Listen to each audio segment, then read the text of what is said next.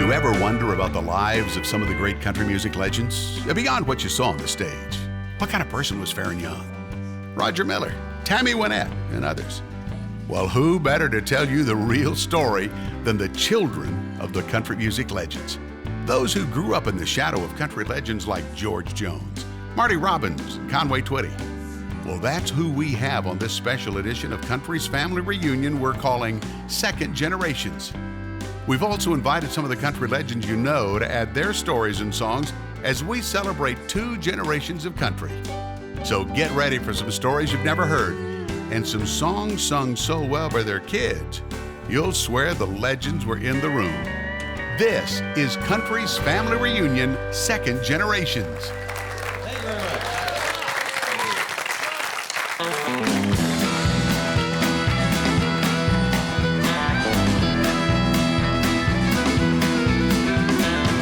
I've been a fool. I've been a fool for giving you each time you've done me wrong. I've been a long time leaving, but I'll be a long time gone. I loved you so much. I loved you so much. I stayed around when I should have moved along. I've been a long time leaving, but I'll be a long time gone. I said, hi there, Highline, hello, highway. Here come a big old semi my way. Stick up a thumb and hear the truck come, and the truck goes by and it looks like it's flying. Whoops the big legs on my Levi's. It goes rip, pop, pop, pop, pop, pop, pop, pop. I've been a fool. I've been a fool for giving you each time you've done me wrong. I've been a long time leaving, but I'll be a long time gone. Come on, let's get it.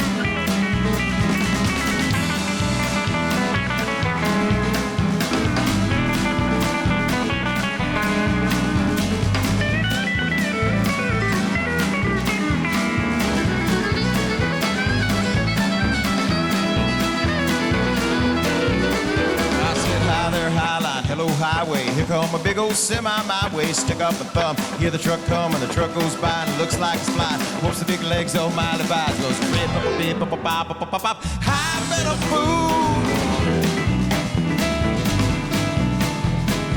I've been a fool for giving you each time you've done me wrong. I've been a long time leaving, but I'll be a long time gone. I've been a long time leaving, but I'll be a long time gone. I've been a long time leaving, but I'll be a long time gone. Long time gone.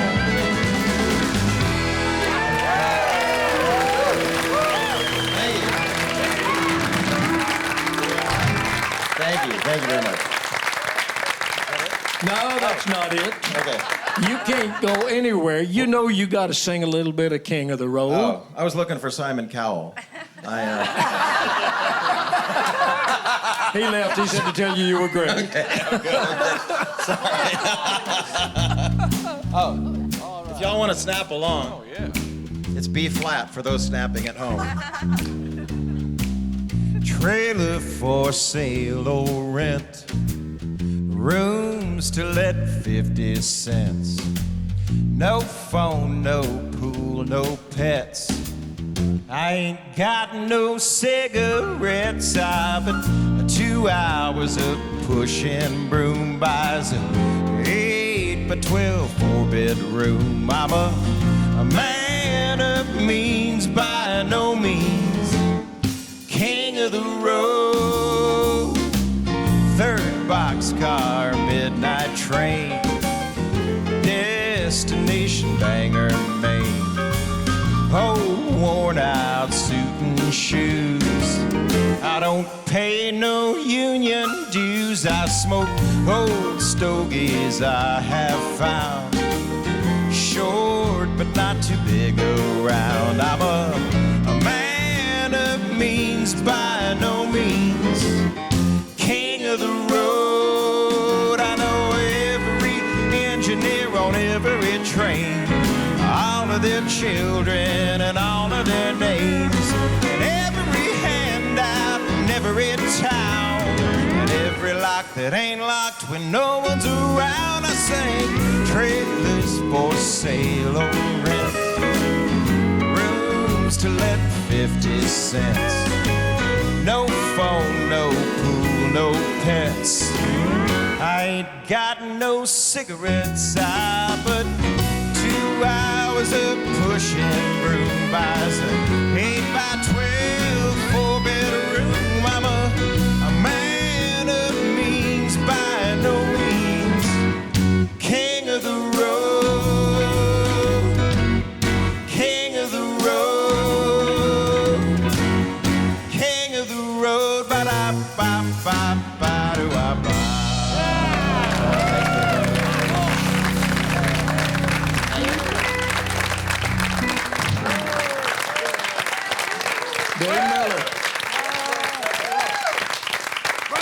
Dean, what do you think your dad's lasting legacy will be, or is? Is it King of the Road? Is it the play Big River? Man, is it a combination of everything? I was thinking about that earlier, and I think his lasting, in my life, people say, what's it like to be this person's kid? And I'll tell you, in the 20 years, almost 20 years since he's been gone, it's that when people say his name, their face lights up. I say, my dad's Roger Miller. Oh, I got a story. And that's the legacy he left behind. I haven't heard one person say one bad thing about him, probably because I'm in the room, but but he left a legacy of joy. Joy, laughter. What better legacy to leave? Yeah. And 20 years later, the stories, I'm hearing new stories still, and that's such a blessing that people want to come up to you and say, let me tell you how great your dad was. Willie Nelson, just talk to Willie. Mm-hmm. Name dropper. Now, Willie, I have to, he said, be sure, tell him I said this. Willie said that, of course, he loves Roger so much.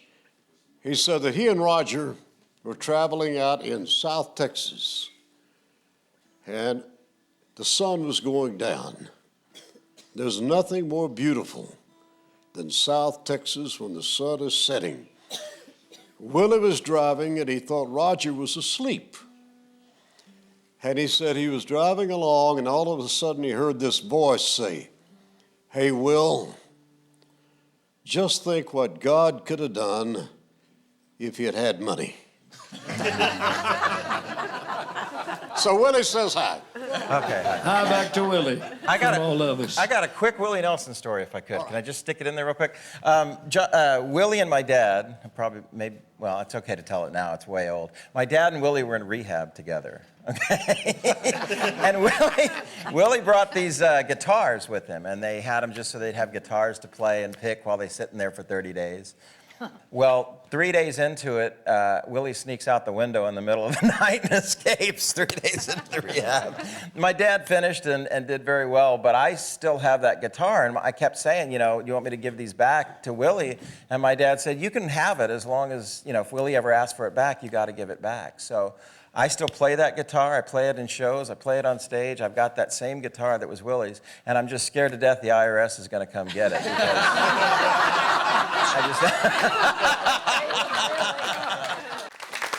Jeannie, you raised an interesting question a while ago, and I want you to present the question to everybody in this room. Well, I was sitting here looking and listening to everybody, and when I was growing up, I know, and probably a lot of us in my age category, they made fun of us if we liked country music, called us hokey and a hick and everything else. And I know kids can be cruel, and even though your parents were famous, kids are cruel, and a lot of times they can make fun anyway. I was just curious to know, did anybody ever make fun of y'all because your parents were in country music? Yes.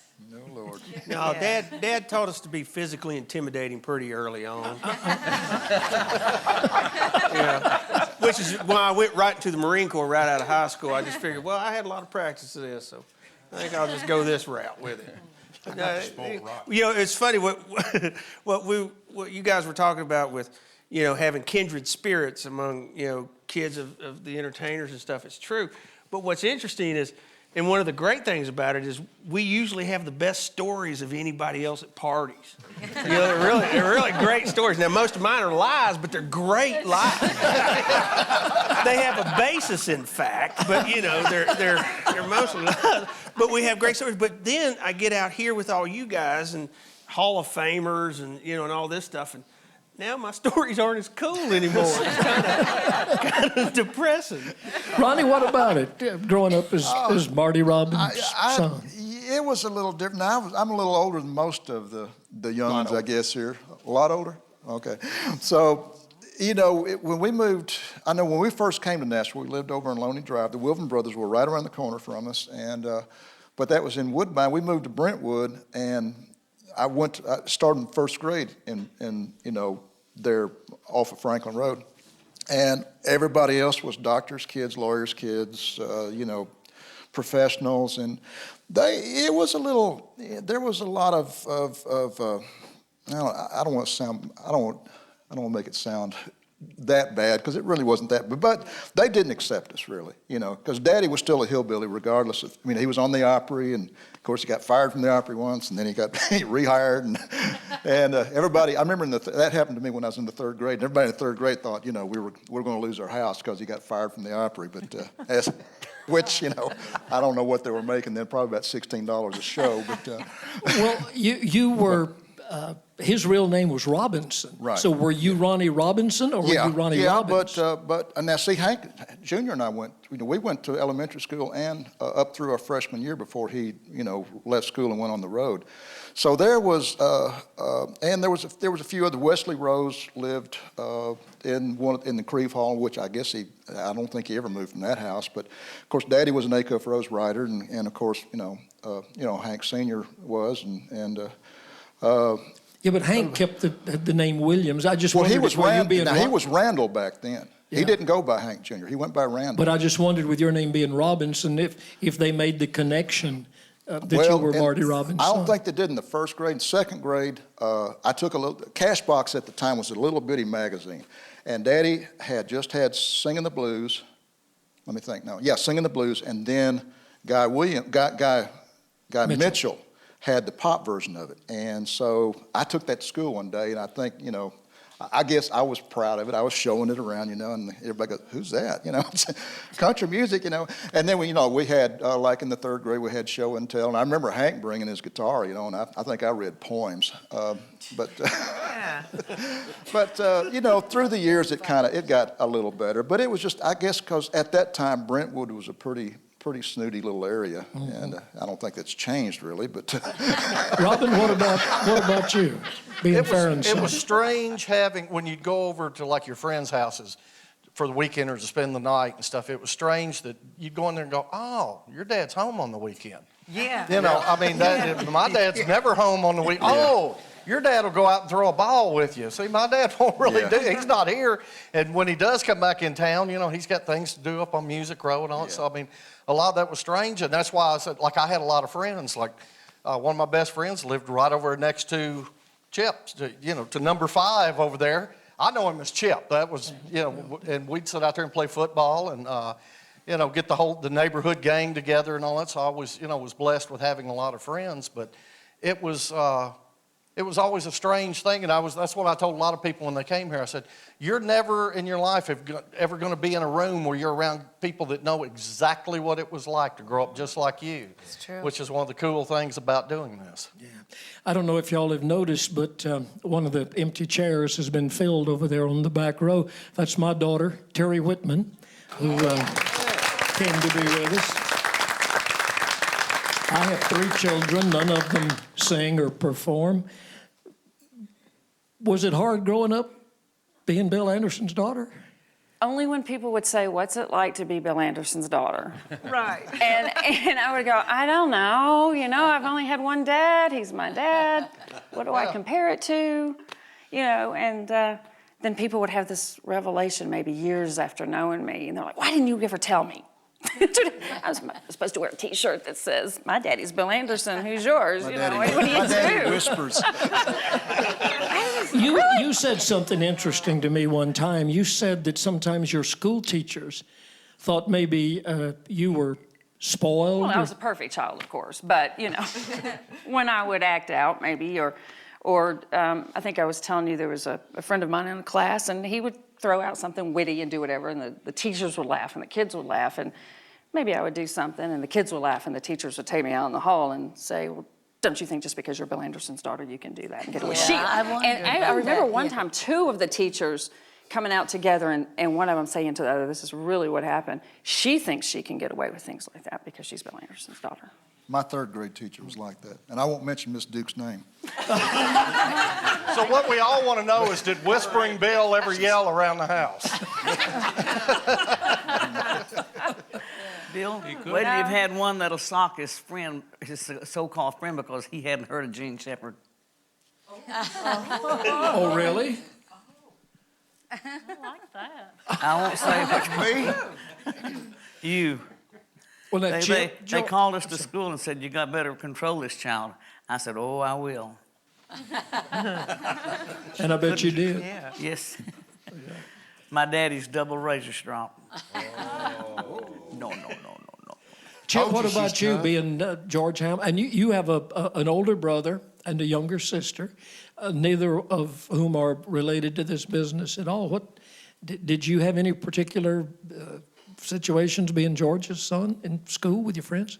No, not really, but the thing that does happen is if you try to do the music and you have the same name, then people will say, you know, "Oh, I see you're trying to bank on your father's name."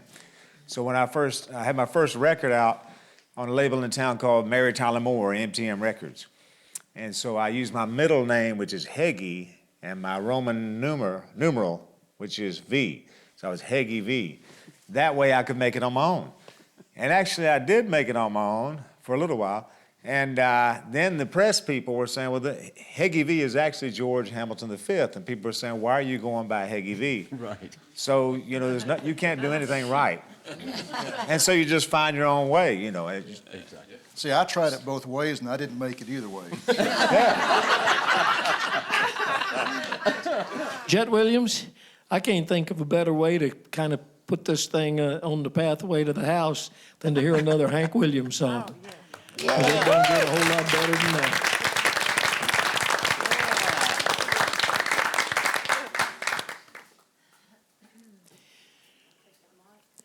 You always play guitar when you sing, don't you? I don't think I've ever seen you sing without playing the guitar. All right, here you go. I wasn't asking you not to play.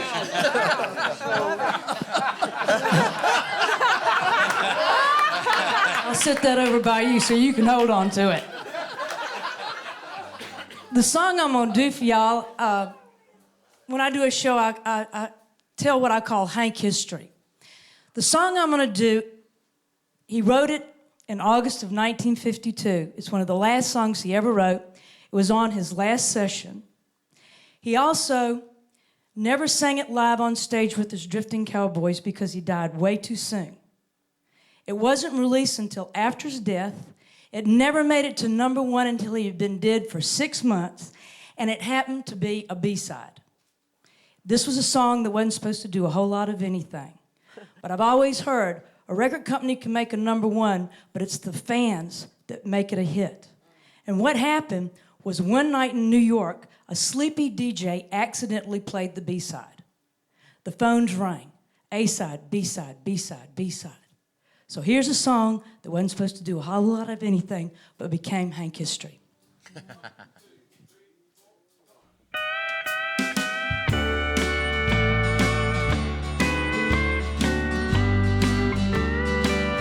Your cheating heart will make you weep. You'll cry and try to sleep, but sleep won't come the whole night through. Your cheating heart will tell on you.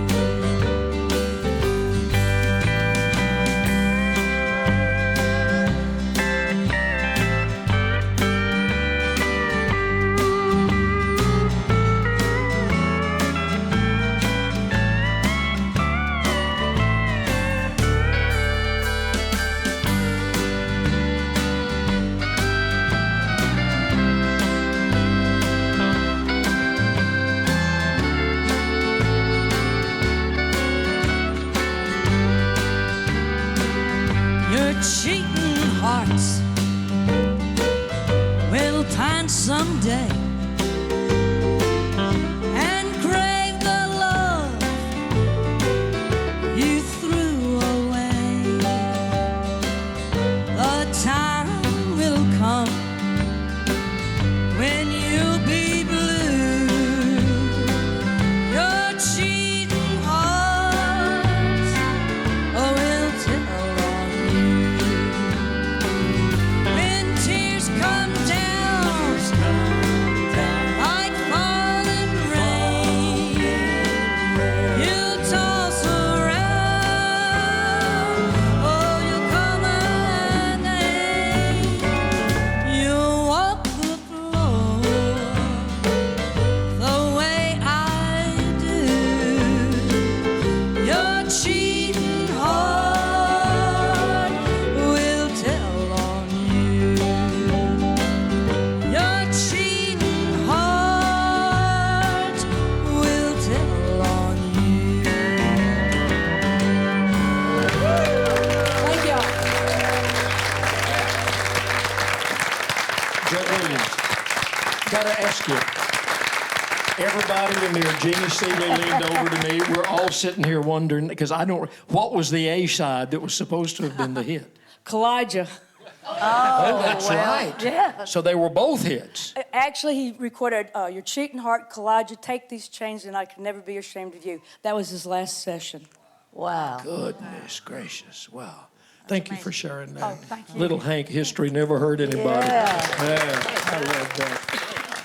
Charlie Rich Jr. is here for the very first time, and again, we welcome you. I was thinking when Michael and all of us were kind of talking about Conway starting in rock and roll, your dad, Charlie Rich, I guess his first big hit was Lonely Weekends, wasn't it? And that was kind of in the rock and roll field. He also started out at Sun Studio in Memphis, Tennessee, with Harold Jenkins, Conway Twitty, and that Elvis, I forgot his last name, Presley guy, and my godfather, Jerry Lee Lewis, who we all love, and all of them were really country boys, you know, a lot of them from Arkansas and Mississippi area.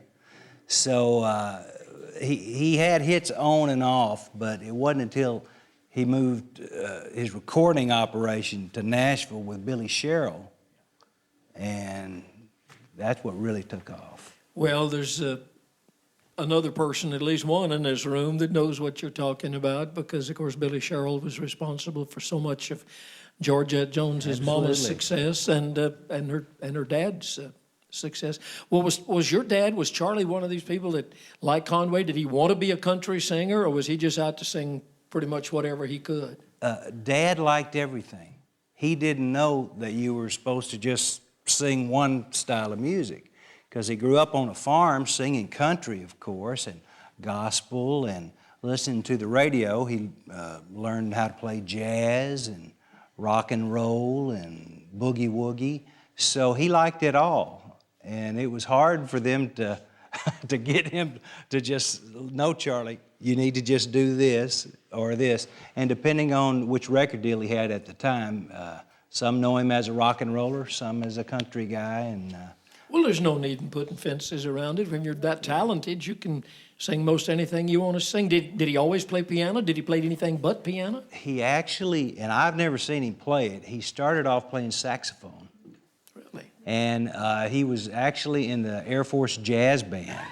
And they needed a piano player more than they needed a sax player. So they had a lot of good sax players. So he would play piano, and my mother would sing. They had to have a female singer for some of the shows they did. And she was a great songwriter too, Margaret Ann Rich. So they hit it off, and eventually had us kids, and here I am. Ran off with the girl singer. How many brothers and sisters are there? Well, I've got a sister named Laurie, Laurie Lee. She used to sing with Conway Twitty back in the day, and Ronnie Millsap. Oh. And I think even sang with Jeannie Pruitt a little bit. So she's up in Harrison, Arkansas. And Your dad passed away in what year? he passed away in 1995. At the age of? At the age of 62.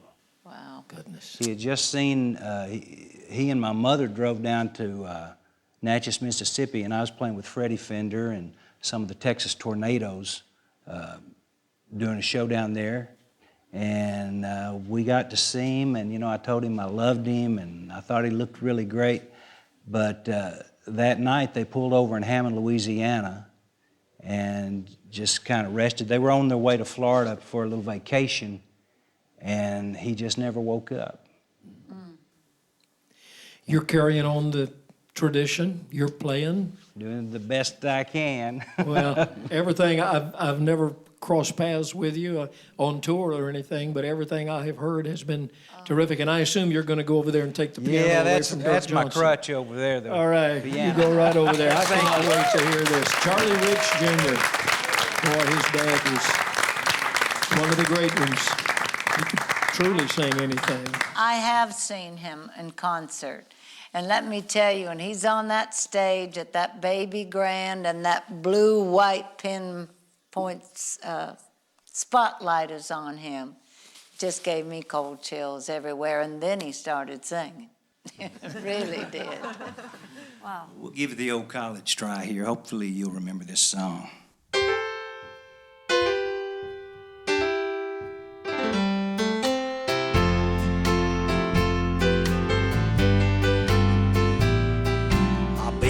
Makes me proud. Lord, don't she make me proud? She never makes a scene, hanging all over me in a crowd.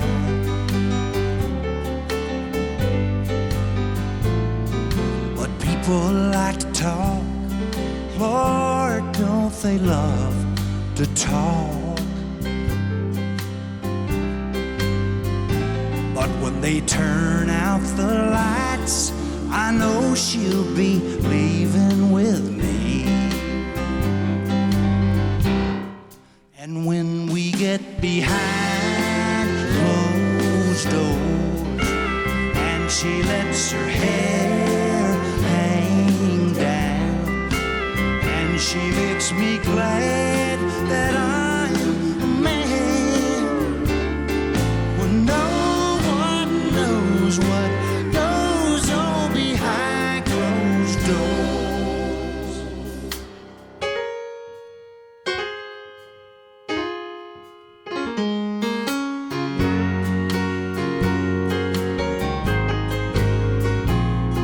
My baby makes me smile. Lord, don't she make me smile?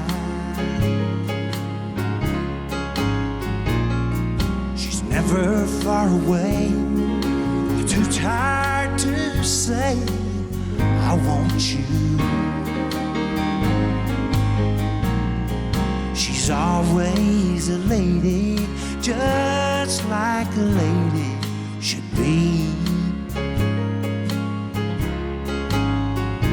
But when they turn out the lights, she's still a baby to me.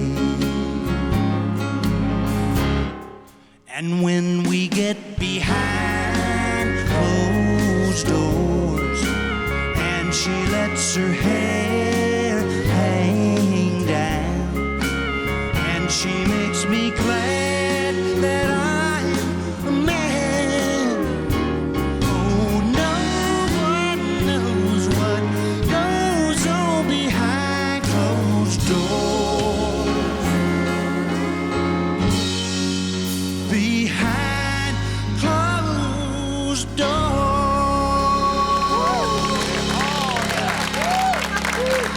Thank you. Thank you so much.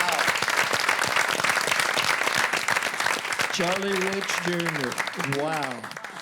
Speaking of sons, George Hamilton the fourth and the fifth are both here. Chip, I still call you Chip. It was too many years of doing that to change now. That's all right. You perform a lot with George at the Opera. Do y'all tour together? Yeah, we do. And what's really been fun for us, we recorded some albums together. This is one of them, our first album together. It was called Homegrown.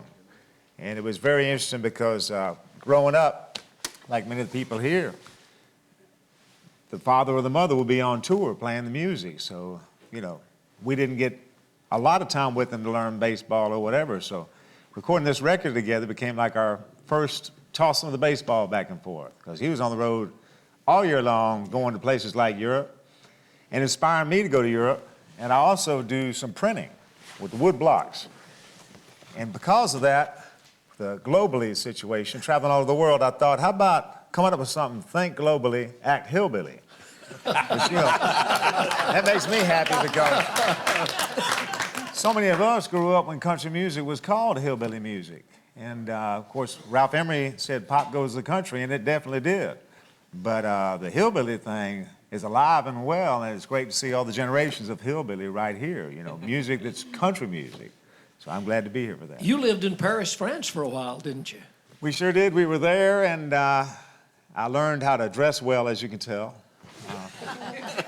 The center of fashion. And drank a lot of wine. It's a great place over there. Beautiful, beautiful.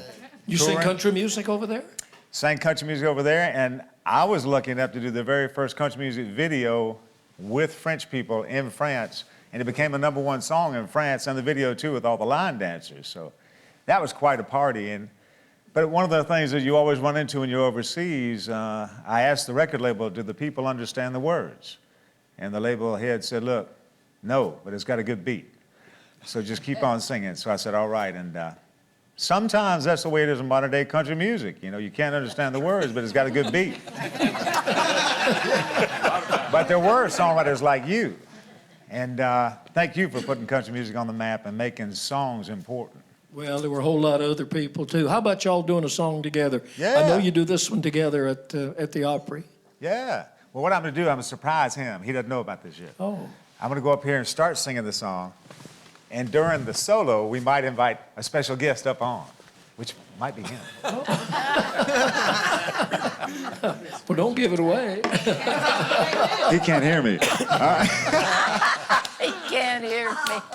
Well, this is a song that kept him away from me for many years because he's out there touring and singing this song. And I'd like to thank you, George IV, for making all this possible. Thank you very much.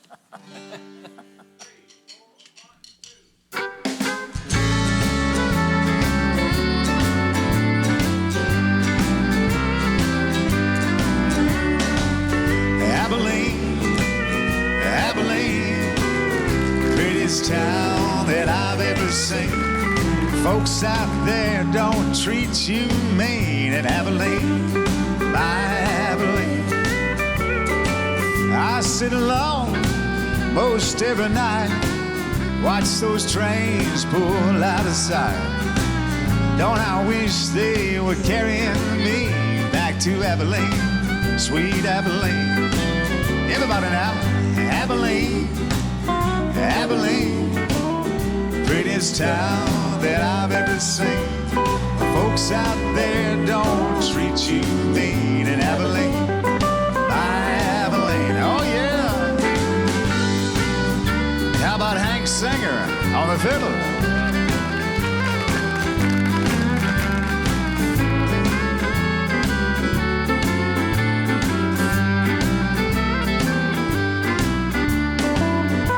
George Hamilton IV's home state of North Carolina, Jimmy Capps on the guitar.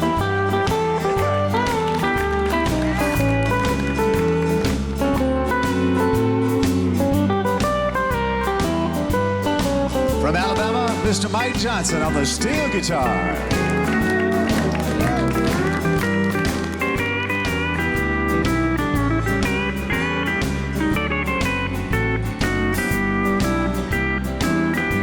Dirk Johnson on the honky-tonk piano.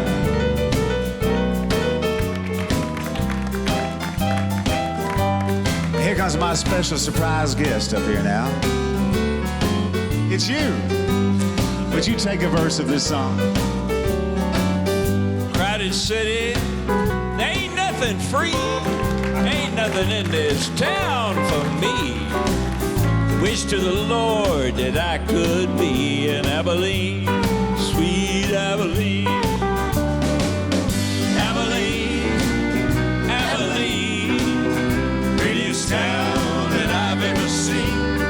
Folks out there don't treat you mean. In Abilene, my Abilene, folks out there don't treat you mean. In Abilene.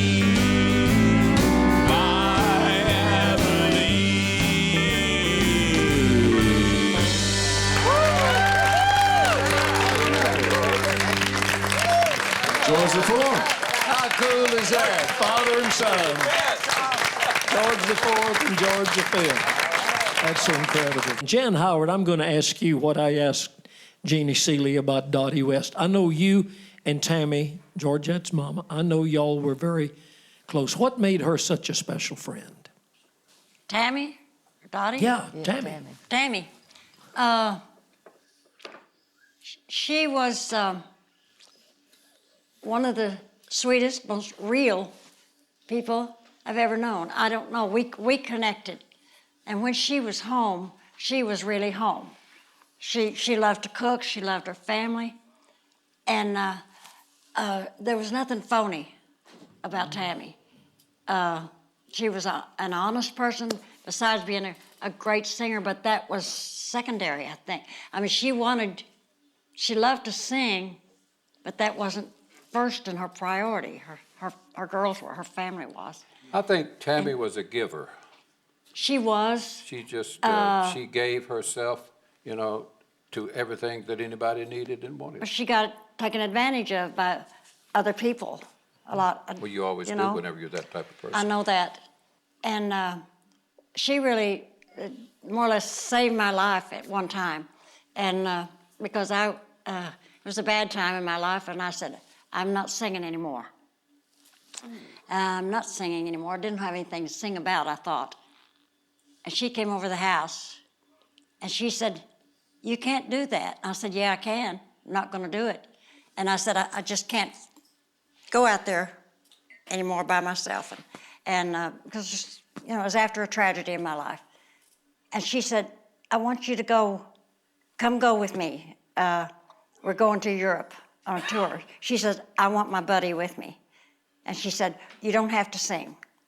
She said, just go with me. And that was, and I did.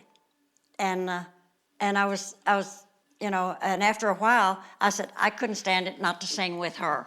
Yeah. And I did, and people in the audience, thank God they did remember me, and she would see that. And she said, yes, I know that's Jan Howard there, but first you're going to have to listen to me. And she acknowledged me as a person, as a singer with her.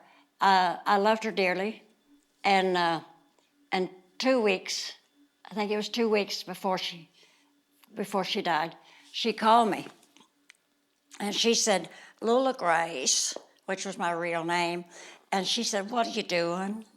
And I said, nothing can't be put off. Why? She said, can you come over and let's just talk? I said, yeah, and I did. We had 2 hours of just girl talk, and I went in, and we went back in the bedroom, her bedroom, and it was just us, personal things, and she knew where she was going, and but we told each other we loved each other, and I left, but she was very special friend. See, Georgette, the people. And I'd known Georgette since she was born. The people that really knew your mama, Literally. like Jan and so many of us in this room, we knew the person that she was and was not portrayed fairly in some of the things that were written about her. And again, thank you for writing the book that you wrote and setting the record straight. And you talk in there about your mom and Jan. Can you do a Tammy song for us as all this got new? I'm going to try not to snot through it.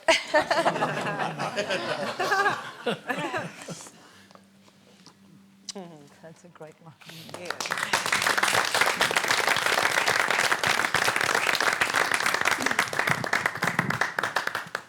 Well, Mom used to try to tell people that she wasn't the best singer, but she was the loudest.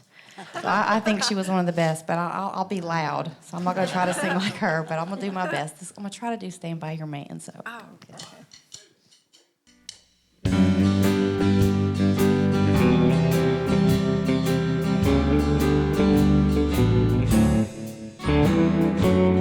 Sometimes it's hard to be a woman, giving all your love to just one man. You'll have bad times, and he'll have good times, doing things that you don't understand. But if you love him, you forgive him, even though he's hard to understand. And if you love him, oh, be proud of him, 'cause after all, he's just a man. Stand by your man. Give him two arms to cling to and something warm to come to when nights are cold and lonely.